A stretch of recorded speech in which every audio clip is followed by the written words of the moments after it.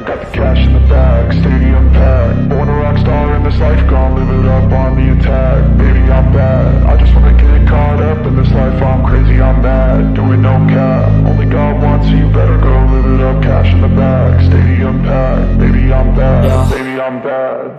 I just wanna stay bad, stay mad. Shit on my shoulder cause they treat me like an outcast. I ain't gonna take that, stay back. I'll be swinging hard till the hits come in all caps. I ain't gonna lay back, pray that someone's gonna help me. Ain't nobody like that.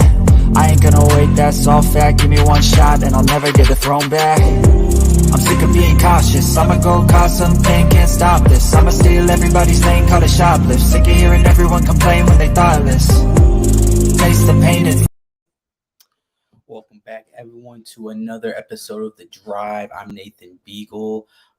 What's a nice Saturday night going on right now? Usually, I don't do this on Saturday, on a Tuesday, but I've been a little busy this week, so I decided to push it back to Saturday because all the big events going on, the NFL, the Super Bowl going on tomorrow, and the awards going on last night. So I thought it'd be a perfect time to set it up. And the NBA trade deadline was on Thursday, so lots to talk about. So I feel like for this week, Saturday was a good time to start it. So let's get started. So with that being said, we're gonna jump right into the NFL. Last night they had the awards program, or the awards where everyone got the end of the season awards. So I want to go back and take a look who won them, and if I thought that it was deserving, and basically, yeah. So we're just going to jump right into it. We're going to start with the big one, MVP. Aaron Rodgers wins back-to-back MVPs right there. So I have some problems with this. So we're going to start this podcast out with me just ranting. So hopefully y'all might agree with me on some things said right here. But Aaron Rodgers should have not won MVP right there. I'm going to say right now. I feel like it should have gone to Cooper Kupp, who won Offensive Player of the Year, which we'll talk about right next. So here's why I think that Aaron Rodgers should have not won. We look at his yard, like he had a great percentage passer, few interceptions as always. So there's always that to note. But we look at the passing yards. We had 4,115 when he was just ninth in the league in passing. That's kind of go against him when you have people like Matthew Stafford, Derek Carr, and Kirk Cousins, Dak Prescott all thrown for way more yards than him. I feel like that should have been a first indicator right there. Yeah, they did go 13-3, number one seed, but I think this is the time when you got to look at playoffs right there. If that playoff choke had a goose egg and the touchdown column in the playoff right there, that's just hard. He was fourth in touchdowns, passes throughout the season, but it's just not number one. So I don't think Aaron Rodgers should have taken that MVP spot. What up, Josh? What up, Mr. Beagle? What's good? We're going through NFL awards. Because the ceremony was, I think, last night or Thursday night, one of the two. So just going through it. Do you think Aaron Rodgers won his back-to-back MVP, his fourth overall? Do you think he should have won last night? I mean, you could have done any one of those people. You could have had Cooper Kupp. You could have had Jonathan Taylor. You could have had Tom Brady. I don't really have a gripe with Rodgers winning it again, especially since he will be an Indianapolis Colt pretty soon. So going down to Naptown, you think he's going down there? I think he's going down there. If he doesn't go down there, he stays in Green Bay. Yeah, I personally think they should have given it to Cooper Kupp, but he did win Offensive Player of the Year, which, if he didn't win this either, I don't know, all hell would have broke loose.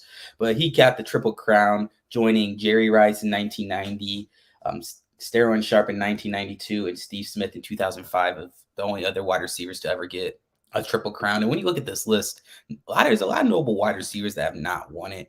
Oh, good. All right, sweet. But yeah, it's like there's some big, like Michael Irvin never won one, probably because he played around the same time as Jerry Rice. That might have a factor. But T.O. don't have one, Randy Moss don't have one. So I think that alone's a pretty amazing accomplishment. And we look at his stats. He had 145 catches, which is 22 more than anyone in the league. And then he had 331 more yards than the next person at 1,947, just shy of Calvin Johnson's 2K record. And then he led the league in touchdowns at 16, and that's 2 more. So he was up there by a large margin. So I just feel like he should have won MVP right here, but they just don't give it to non-quarterback players, because I feel like that's what this offensive player of the year is. It's like for all those people that are not a quarterback that go off, but they can still get some hardwood at the end of the season. For sure. Yeah, it's just a tough one. I'm going to move over to the defensive side. The defensive player of the year was linebacker TJ Watt from the Steelers, and it was not even close. I feel like the next person was Aaron Donald, and when you compare stat by stat, TJ Watt just had the more, and I feel like it was just much needed. I saw a stat: the 7 out of the past defensive player of the year have gone to a Watt brother or Aaron Donald. So that's 3 people that, wow, great defensive right there. And we'll move on to offensive rookie of the year with Jamar Chase, who is one of the 3 people who won an award last night, playing in the Big Bowl tomorrow. Much deserved, past Ocho Cinco's receiving records right there by a rookie, broke records, big part in the playoffs, undisputed. You think Mac Jones had you think a lot of people say he should have gone to Mac Jones. I feel like these were the 2 up for debate. Do you think there's any chance Mac Jones could have won? No, because the Patriots really leaned on their running game for the most part for a lot of the games. When you get blown out by a team that's your arch rival, who gets blown out by Jacksonville, I'm sorry, but I don't really think that you deserve to be in the same conversation as somebody who is in the Super Bowl and is one of the reasons why the Bengals are in the Super Bowl. It's not the offensive line. It's not the defensive line. It's these weapons that Burrow has in his disposal. But I mean, you could go a little bit with Mac Jones, but Chase is, to me, by far the best choice for this award. Yeah, I agree with you. Like I said, he's a big, big reason why that they made it this far right there. So we're going to move on to back to the defensive end. Michael Parsons, the linebacker from the Cowboys, have won Defensive Rookie of the Year. I feel like this award wasn't even close either.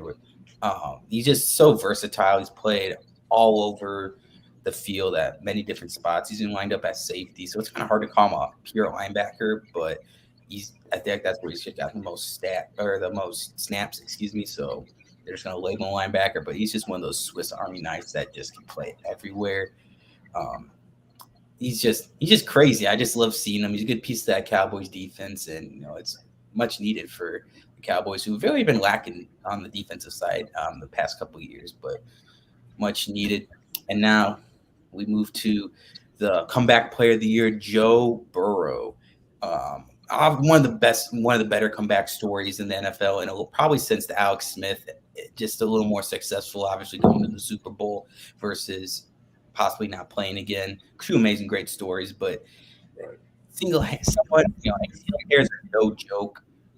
So when you have that in your rookie year, that's really demoralizing for your mentality, and then that's another year you don't get the experience professional play. So that can be really tough, but Joe has just turned it around, man. I know that another person that was in the running of this award was Joey Bosa, who also tore his ACL last year, who had a phenomenal year himself. But I just feel like when you take a team to the Super Bowl, you gotta give it to this man. You gotta give it Joe. I mean, there's like 5 nicknames that surfaced just this year. Okay, Joey Franchise, Joey Burr. When somebody's named Joey Burr, you gotta give him the comeback kid of the year. You know what I'm saying? Because if you have that much coldness, that your name is Joey Burr for Burrow. Okay. Man, if He wins this Super Bowl. There's gonna be a lot more Burrow with all that ice he's about to have, all that just swag of winning the Super Bowl. So man, I'm just excited for it. We'll see tomorrow what goes down. I'm so excited, but there's still one more award that they give out, and it was a Coach of the Year, and Mike Vrabel from the Titans won this award. Now, I feel like this one could have been up for debate. I personally put Bill Belichick just because he single-handedly turned around the page. He had the shortest rebuild season probably in NFL history, maybe besides this Bengals team that went to the Super Bowl, but like it's just crazy how he was able to turn around and with Mac Jones being a rookie and basically taking Tom Brady's template of a quarterback and sticking in Mac Jones and making it work. Um, that's just insane in itself right there. But yeah, when you take a team that was without Derrick Henry, who was for sure going to break the record this year and still get the number one seed, all right, I personally probably would give it to Bill, but congratulations to Mike. Do you have a coach in mind that you would give it to, or do you think Mike is certain? See, he's now the special teams coach to the Green Bay Packers, but to have such a drama first half of the season and fill in like he did and not get a head coaching job is absolutely criminal. Okay. Crazy. At Las Vegas. Okay. I mean, the Las Vegas interim coach should have gotten this award. Okay. Because That's you fair. you have a wide receiver who just screws his life up. You have a head coach who just got email hungry and is now suing the NFL for them trying to get the Washington football team. And tell it how it is. Uh, and then, so I mean, what do you do if you're the Las Vegas coach and then you're somehow in the playoffs? Fair. I mean, the Tennessee coach. Okay, you're out with your best player. This Julio and AJ Brown are in and out, and Tannehill is probably an average quarterback, and you're still getting that. So I could see why he got it, but I'm saying I think the Las Vegas coach probably deserves a little bit more. Yeah, with all the shenanigans that went down in Vegas, just big props out to that. I can't. His name's slipping my mind right now. I know I've talked about it before, but just props out to him. I know he even when they lost in the playoffs, he spent all night up in his hotel room writing everybody, all 53 people on the roster, every coach, everybody like a letter, just thanking everybody for believing in him and all that. So just big respect for him. I hope he finds at least an assistant coordinator of some sort, or maybe even a head coach somewhere. Who knows? Um, just hope that all works out. And like we said, tomorrow is the Super Bowl. And so, we already gave our predictions, but I want to break it down a little bit more and go into the individual matchups. Talk about who do we think is going to win these hypothetical matchups. So first off, we're going to start with the quarterbacks. Joe Shiesty Burrow versus Matthew Stafford. The young gun versus the vet. Both first Super Bowl. Who do you got? Who do you think's going to have the better game? Matthew Stafford and Joe Burrow. Both got equally talented wide receiver corps. So who do you think's going to have the better game? I think Burrow is by just a little bit. I think Stafford is a good quarterback, but he chokes at times. Where Burrow, in the biggest moment, you could put number 15 on his number and get him Patrick Mahomes, okay, but he's one of the most clutch players I've ever seen in Joe Burrow, okay? Going from Ohio State to LSU, not bad an eye, having a really bad junior year, and then turning around and saying, oh, well, we're here. We're here. You know what I'm saying? And then kind of doing the same thing for Cincinnati. Um, got hurt There first they year, missed half the year, and then And now he's just You're coming in and out a little bit. drilling it.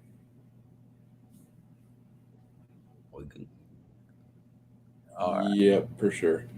Yeah. How about now? All right. Yeah, I can hear you now. We good. I heard drilling it.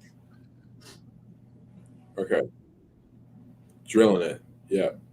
Uh, you got those weapons. You got a good quarterback. Let's see if the offensive line stands up for Cincinnati, and if it does, I think he outplays Stafford. Yeah, it's all going to depend how this Rams defense shows up with the powerful D line they got. I'm going to go with Burrow too, just because Matthew Stafford, like he's just so inconsistent. He'll be good and then bad. And if he wants to win, he's going to have to be good. I do feel like it is close though, just because Matthew is just a slinger and he just knows how to find those people. So I feel like they both put up a good amount of yards, but I feel like Joe's going to have the better game. So the next matchup, we're sticking on the offensive side, going to the wide receiver, Jamar Chase versus the triple count, Cooper Kupp. Who's going to have more yards? Who's going to have the more touches? Kupp's going to have more yards, but Chase is going to have more tutties. That's fair. I feel like when the Rams go into the red zone, they like to hit Odell a little bit more, but I feel like as a yards perspective, Cooper's going to have the more yards, but I feel like Jamar Chase is the main target they're going to look for in the end zone. He's just going to find a way to get the ball in the end zone. So I feel like Kupp's going to win the yards battle right there. All right, we're going to move, sticking with Jamar Chase, but we're going to switch Jalen Ramsey versus Jamar Chase. Do you think Jamar is going to get the clamp, or do you think Jalen is, or do you think Jalen's going to clamp Jamar? That's what I meant to say. No, he might clamp him, but I think Chase is going to break for a couple of times. And a couple of times will be very crucial because I think it's going to be a very low scoring game. Because Cincinnati's defense is better than what people think it is. Where Rams, they should be good. They got Von Miller, Aaron Donald, one of the best two combinations in decades. So I think it's going to be a very low scoring game, but I do think Chase is going to break it a couple times. Yeah, I feel like this was one of the bigger reasons why I put Kupp beating Jamar, just because Kupp don't have to go against a lockdown corner like Jalen, so I feel like he will slow him down a bit. But like you said, he's going to get his yards. But those couple of times where Jalen is there in his face and is deflecting passes will be the key that Kupp goes up. Plus, Stafford likes to gun it sometimes, so I feel like just that. Like we saw it in the playoffs against the Bucs where he's just out deep and he's able to get it to Kupp.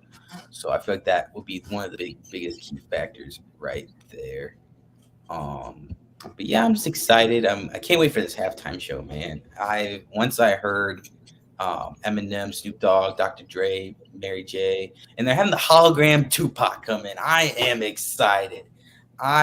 This is like I would have paid big money to go to this is a concert itself, let alone it be on a Super Bowl. I'm just excited. And I'm beyond excited. Give me a little California love. You know what I'm saying? Give me a little Tupac. Give me a little Eminem. Hey, this is the closest to Detroit's ever going to get to the Super Bowl. But anyway, give me the Slim Shady. Please stand up. Yes, sir. I am. I just can't get. And then we have hopefully, I'm just praying for funny commercials too, because last year they're all right. Like there's none that really stuck to me. Usually, they'll stick. They'll be funny to talk about the next day, but none of them really stuck with me. So I'm hoping that they will have some pretty memorable ones this time around. Yes, so NFL is not the only thing that was juicy this week. The NBA trade deadline just ended on Thursday afternoon, and let's just say it went down. Lots of big trades happened, so we're gonna jump into some of them right here. But obviously, we're gonna start with the biggest one everyone heard: The Nets received Ben Simmons, Seth Curry, Andre Drummond, 2 first-round picks, and James Harden gets his plans to leave Brooklyn and go to the 76ers along with Paul Millsap. Josh, who do you think won this trade? Excuse my language. Do you drive fans, but Let her rip, my dude. they both got pussies, man. Like, honestly, they both got really bad, like, mental cases. Like, James Harden, okay, cool. In OKC, he was a very good sixth man. Houston became a superstar. Don't know why he wanted out of Houston. But then he goes to his buddy, Kevin Durant, a little OKC, little reunion, family reunion. They get hurt. The big three aren't the big three anymore. Kyrie has his stuff with the vaccine. And then all of a sudden, James Harden's not playing. All of a sudden, James Harden's not even worse on the defensive end. But he's not as big of a bitch as Ben Simmons. Because, geez, Louise, I mean, Benny boy, you're telling me that Lonzo Ball can get a jump shot in the offseason. But you're 6'8" with a wingspan of like 7'5", but you can't get a shot off, but you can shoot it when there's no pressure. Come on, man.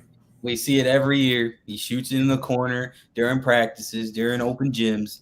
Then it comes to the game, it's like he throws that out the window. Nah, I'm gonna pass open the layup. Yeah. Man, this is tough. I'm gonna go with I think the Nets won this trade. Yeah, I think Ben is kind of soft and kind of have a bitch, like he said sometimes. He's a great defensive player, don't get me wrong, but his offense is terrible. But to make up for that shooting, they went and got Seth Curry, who has just as good as a clip as his brother, just not as known. And they went and got the big piece that they were missing, a center. And Andre Drummond's still good. He's still quality. He was a great backup for Joel Embiid. But it just didn't, it's just part of a trade package. Can't change that. And then they got rid of Paul Millsap, who's just an aging vet. And then James Harden gets to team up with Joel Embiid. I had Shaq on the mind because Kendrick Perkins, the big perk, came out and said this is the new Shaq and Kobe. What? No, this is not the new Shaq and Kobe. It could be. It really could be. If James Harden's in the right state of mind, and if Embiid, this year he's not been as soft as he has in years past. So in a way it can be, but like you can never prepare that dynamic duo. Okay.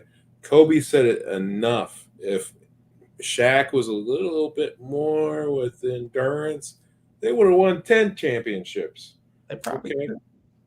So, man, it's just I know James Harden's not especially when it comes to the playoffs, not the most consistent with his threes. And I know one big thing that really got them, they didn't have a true center. Like Clint Capella was good, but he's not on Joel Embiid's level. Joel, go up, grab the rebound, kick it right back out, and he's going to shoot it again. Great. I feel like they're going to work amazing together. Is it enough to win a chip?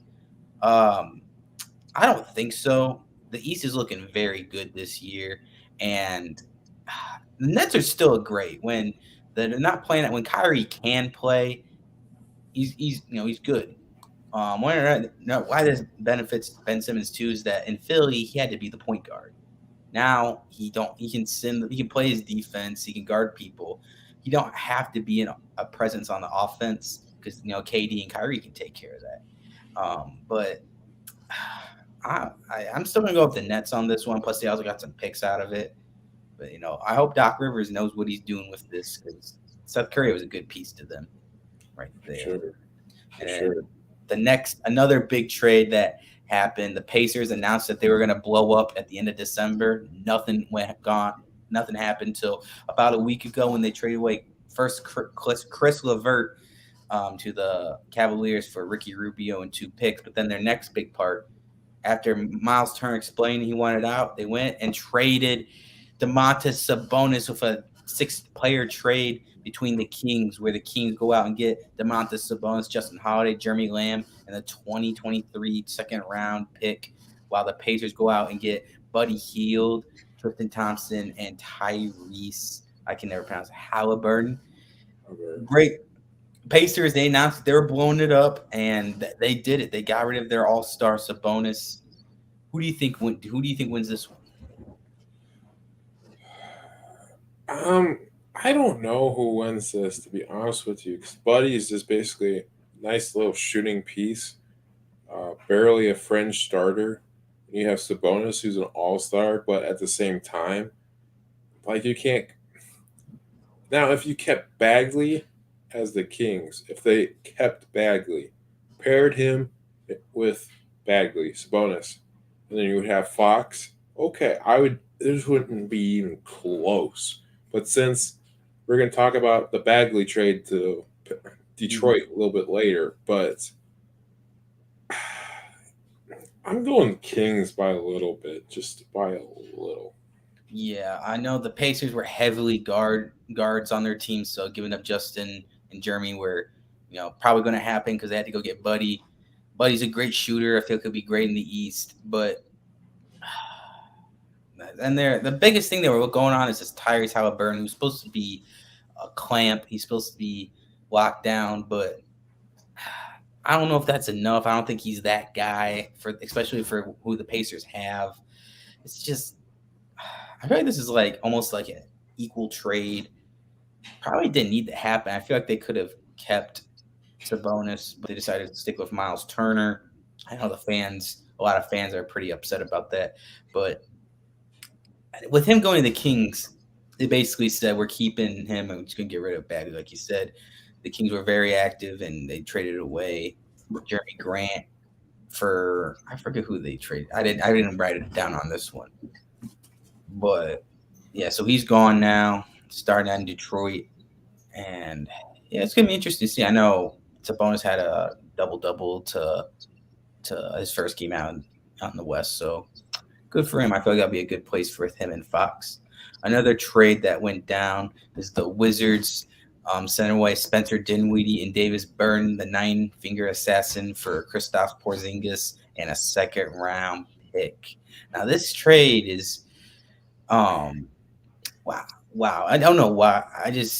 Him and Luka, I don't know if there were some chemistry problems there or what. It seemed like last year in the playoffs they weren't using Porzingis. So some right there hinted at me that they were going to trade him eventually, but that seems they just waited to the last day. Now they surrounded Luka with some amazing talent. Spencer Dinwiddie, a great piece coming off the bench. He's a great 6-man. He's very high IQ, shoots the ball well, dishes. And then you got Davis Burton, who's a sniper from outside. So you surround Luka with some great shooters, some great IQ players. But now you got Porzingis. I feel like he's just so hurt. Like, he gets hurt all the time. So I don't know why the Wizards would want him. But, he's good when he plays. But it's just like I said, I saw a reporter from Washington. They said they call him the unicorn because of his skills, but he's also because you never see him on the court. And that was like, oh, that was good. But I was like, ouch, that's kind of a little blow right there.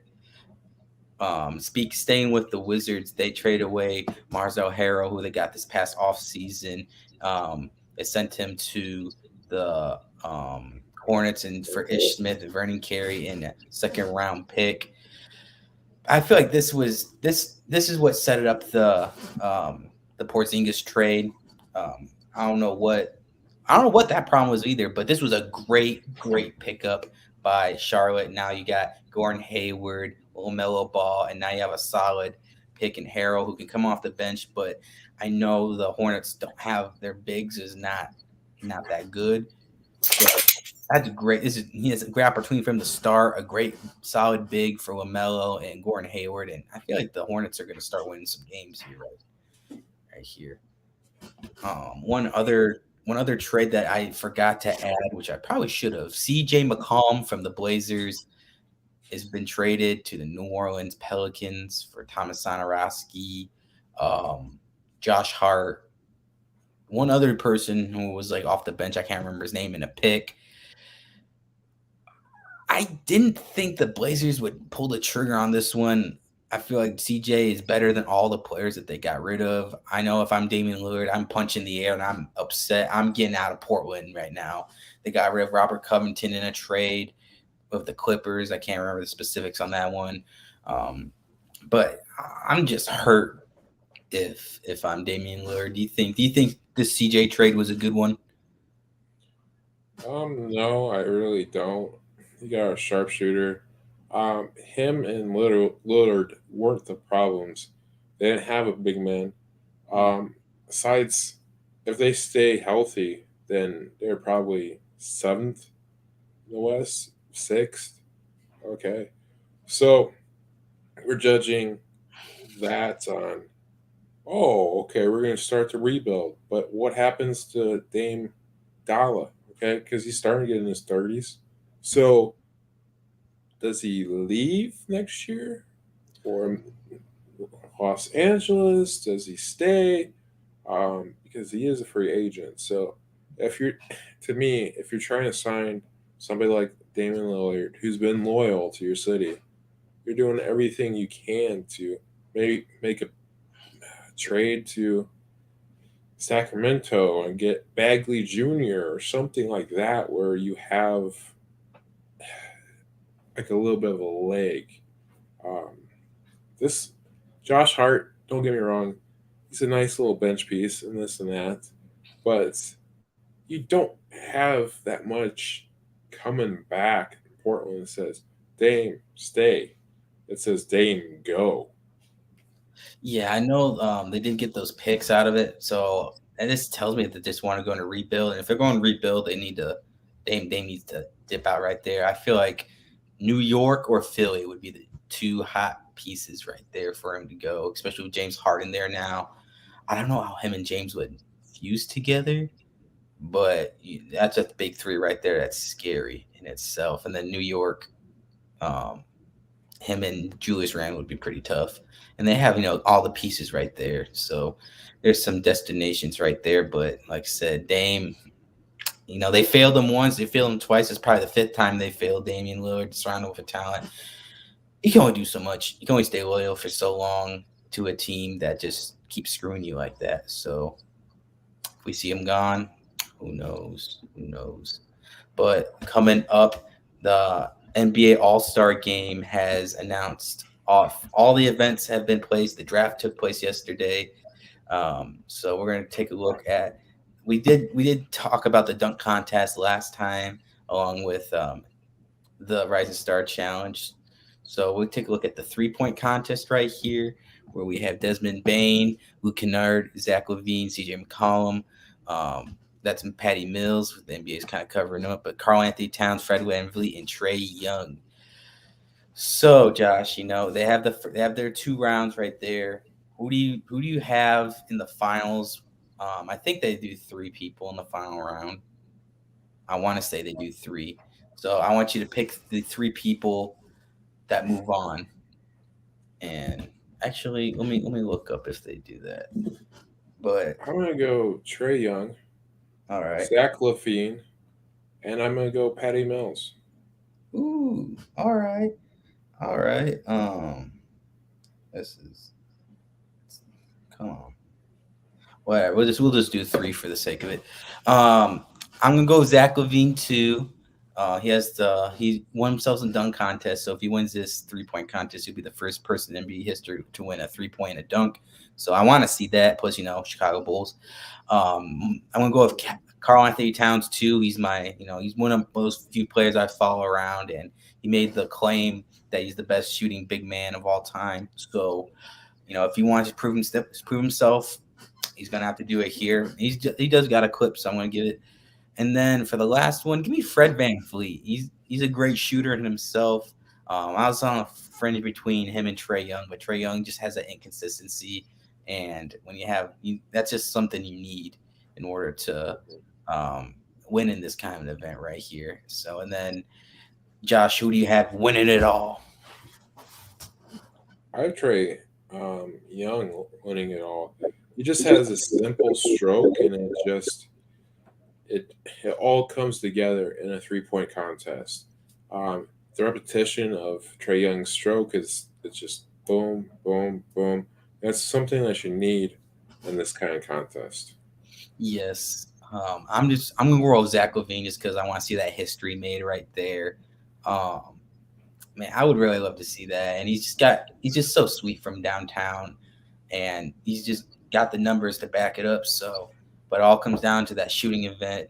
We've seen Steph Curry choke to Joe Ingles before, so anything can happen in this 3 point contest, and I'm just excited. It'll be happening a week from today. Right now, as we speak, the event will be going down. Hopefully, a week from now, Zach Levine will be hosting up that 3 point trophy, and history will be made. So, come on, there, Zach. I want to see it. Moving on to the skills challenge that was announced. Um, I'm still a little confused on how this is all going down because they got 3 rookies, the Antetokounmpo brothers, and then 3 people on the Cavs. I know the Cavs, it's in Cleveland, so I kind of understand that. But why the Antetokounmpo brothers specifically? Like, I would have had the Holiday or something, because Alex and Giannis don't really get much playing time on the court. So, what's the point? I don't know if it's a publicity stunt or what. But between these 3 groups, man, who do you think would win? I'm going rookies, to be honest with you. And it's kind of, which honestly, you could put Mobley in as rookies and have a different group for the Cavs. I mean, like, but, and then the brothers, okay, Giannis, okay, cool, he's in there. Boom. You know what I want to see Giannis in? Oh, the slam dunk contest. I don't want to see him in the skills contest. But anyway, um, give me the rookies. The rookies, yeah, I know Josh Giddey is very skilled. He puts up. He's just a very all around player. Cade's got a great stroke. Um, yeah, give me since it's the skills. I'm gonna go with you on this one. Give me the rooks. I like to see these young stars. It's gonna be Evan Mobley going against his former rooks right there. And then with that, we move on to the actual event, the main thing going on, the All-Star game right now. They had the draft yesterday between Kevin Durant and Team LeBron, but Durant will not be playing along Draymond Green. So, yeah, I don't know if you saw the draft, but the very last person drafted on this team, none other than James Harden. It was between him and who was the other person that was between? I'm looking. Rudy Gobert, that's who it was. And they're making jokes like, "Yeah, we need some length. We got a lot of shooters already." But I feel like there might have been some shadiness going on. And what do you think, man? You think Kevin Durant chose James Harden last on purpose? I mean, he's not even playing in the event, so it's not like they're going to be playing together. Yeah, no. I just think it was kind of an inside joke between him and LeBron with Harden. To be honest with you, with him leaving, I think off camera or whatever, I think LeBron kind of teased Kevin a little bit uh, about James kind of leaving him twice, uh, not just one time, not just 2 times. Um, but yeah, I think it was just an inside joke between him and LeBron, to be honest with you, and then it just happened to be that way because Harden has been playing really bad on defense, but his offense is always stellar.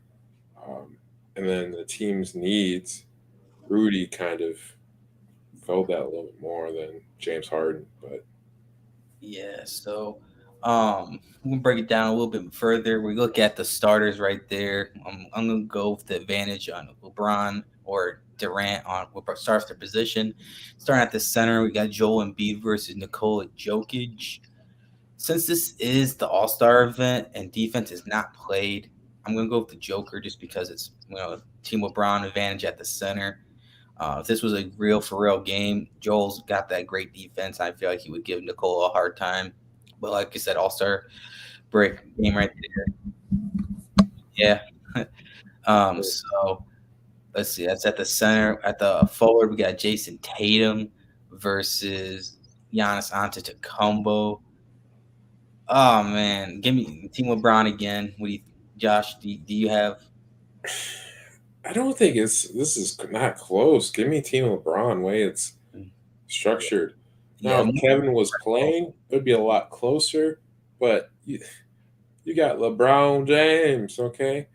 Who's going to play against him? Jason Tatum? He can even figure out stuff in Boston. So, I mean, and then you got DeMar DeRozan. When Andrew Wiggins is your starter, what? That still blows my mind that he became a starter. But hey, man, the votes, it's All-Star game, man. What can you say? I'm gonna roll with Team LeBron this one too. LeBron has yet to lose an All-Star game since this new format broke out. He's won every single one, and he's got the most stacked team right here. So if he loses, yikes. But I don't see that happening. I'm gonna be pulling for my man DeMar DeRozan and my man Jimmy Butler out there. Darius Garland. So shout out to a region native right there, Darius Garland, straight from Gary. Glad to see that happening. So I'm going to go Team LeBron. Yeah. So LeBron remains undefeated right there. So that's all I had scheduled for today's show. I want to thank my man Josh for coming out. Josh, do you have any last requests, things you want to say to the public before we head on? There's just please go vote on Regan's Corner with our athletes all across the land. We can have athletes from California to Massachusetts. You know what I'm saying? We got athletes all over. Okay, go vote. The brackets ends. Nathan Beagle. We got RSPCT. Our friend Carson Huseman, because he didn't have a good showing in the first round. And he had a really bad draw in the Vea de Sosa. But we just got to give our satellite some love here. And we're sorry that in our tournament you did not get past the first round. It's all right. Somebody has to do it. Usually that somebody's me. But all right, y'all. Well, hopefully y'all have a good weekend. Watch the Super Bowl. Get yourself some cheese, nachos, dips, drink some Pepsi. Watch some great hip hop at the halftime show. Have a great Valentine's Day. Show some love to your loved ones. And yeah, so we will catch you all next time. Peace.